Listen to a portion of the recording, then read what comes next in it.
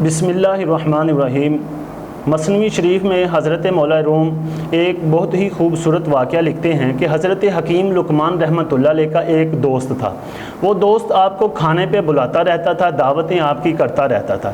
ایک دن اس نے تربوز منگوایا اور حضرت حکیم لقمان کی دعوت کی، اور اس نے جب تربوز منگوایا تو اس نے حضرت حکیم لقمان کو کاٹ کر دیا اور خود نہ کھایا۔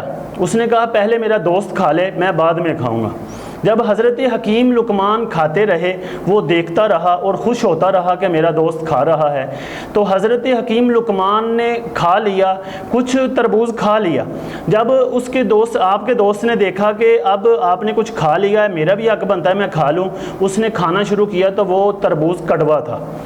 تو جب اس نے دیکھا کہ یہ تو بہت کڑوا ہے، تو آپ نے حضرت حکیم لقمان کو کہا کہ جناب آپ مجھے بتا تو دیتے کہ یار یہ اتنا کڑوا ہے۔